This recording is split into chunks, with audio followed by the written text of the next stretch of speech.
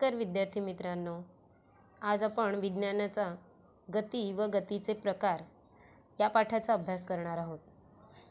आपल्याला रोजच्या जीवनात अनेक वस्तूंमध्ये हालचाल होताना दिसते. तुम्ही पाहतच असाल रस्त्याने जाणाऱ्या येणारी वाहने.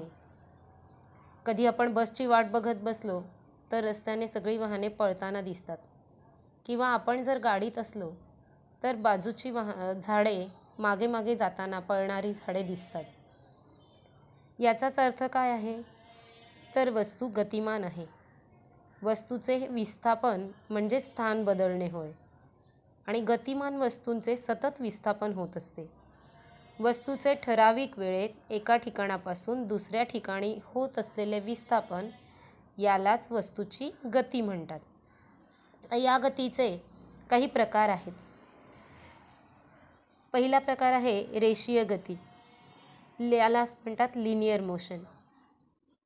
तुम्ही रेल्वेगाडी व रस्त्यावरून जाणारी येणारी जी गतिमान वाहने पाहिली असतील ती एका सरळ रेषेत किंवा सरळ दिशेने येत असतात. यावरूनच एकाच रेषेत वस्तूचे विस्थापन होत असेल तर त्या वस्तूची गती ही रेषीय गती असते. तसेच या रेषीय गतीचे दोन प्रकार असतात. जर तुम्ही संचलन करणारे सैनिक पाहिले असतील तर या सैनिकांची गती एकसारखी असते, त्यात थोडाही फरक नसतो. म्हणून या गतीला, सैनिकांच्या एकसारख्या गतीला रेषीय एकसमान गती असे म्हणतात. तसंच आपण दुसरं उदाहरण पाहिलं तर घसरगुंडीवरून घसरणारी मुलं ही एका सरळ रेषेत येत असतात, परंतु त्यांचा खाली येण्याचा वेग यामध्ये बदल होत असतो, गतीमध्ये बदल होत असतो. म्हणूनच या गतीला रेषीय असमान गती असे म्हणतात. आता मुलांनो, विमानाची गती कोणती असेल आणि बंदुकीतून सुटणारी गोळी याची गती कोणती असेल हे ओळखा पाहू. रेषीय एकसमान गती म्हणजे एकक कालावधीमध्ये एका सरळ रेषेत जाणाऱ्या वस्तूने पार केलेले अंतर जेव्हा सतत सारखे असते तेव्हा त्या गतीला रेषीय एकसमान गती असे म्हणतात. रेषीय असमान गती म्हणजे एकक कालावधीत एका सरळ रेषेत जाणाऱ्या वस्तूने पार केलेले अंतर जेव्हा सतत बदलत असते तेव्हा त्या गतीस रेषीय असमान गती असे म्हणतात. आता नैक रेषीय गतीचा दुसरा प्रकार पाहूया. एका सरळ रेषेत न जाणाऱ्या वस्तूच्या गतीस नैक रेषीय गती म्हणतात. उदाहरणार्थ, झोपाळ्यावर खेळणारी मुले तुम्ही पाहिली असतील.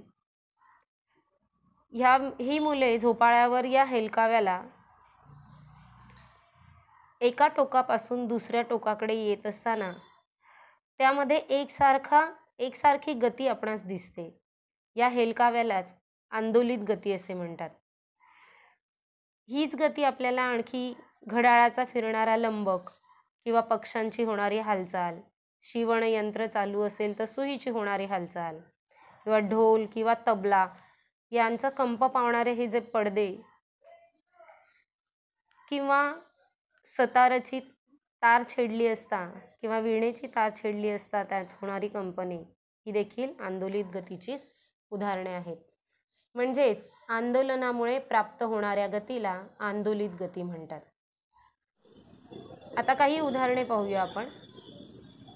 घड्याळाचे काटे फिरताना पाहिलेत, किंवा पंखा फिरताना पाहिला असेल, किंवा आकाश पाळणा, मेरी गो राऊंड हे सगळे वर्तुळाकार गतीने फिरत असतात.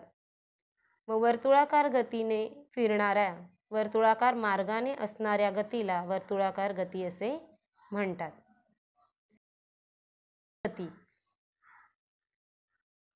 या काही वस्तू या ठराविक या आंदोलित गती आणि वर्तुळाकार गतीच्या उदाहरणांवरून आपल्याला असे लक्षात येते की काही वस्तू या ठराविक कालावधीत एक फेरी किंवा एक आंदोलन पूर्ण करतात.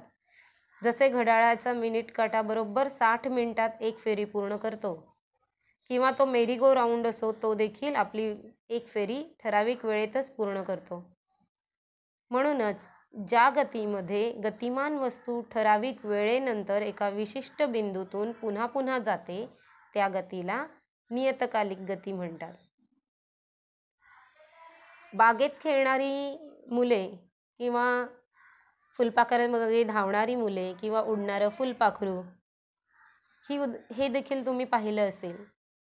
यांच्या गतीचे निरीक्षण केले असता ही या गतीला कुठलीही दिशा नसते, निश्चित दिशा नसते. म्हणूनच ज्या गतीची दिशा व चाल सतत बदल होत असतो त्या गतीला यादृच्छिक गती म्हणतात. अशीच यादृच्छिक गती अजून कोणाकोणामध्ये दिसते तर रांगणारे बाळ, भटकणारी जनावरे किंवा फुटबॉलचा खेळ खेळणारी मुले, इतर कोणताही खेळ खेळणारी मुले यामध्ये आपल्याला यादृच्छिक गती दिसते. चाल, स्पीड. चाल म्हणजे काय ते आपण पाहूया.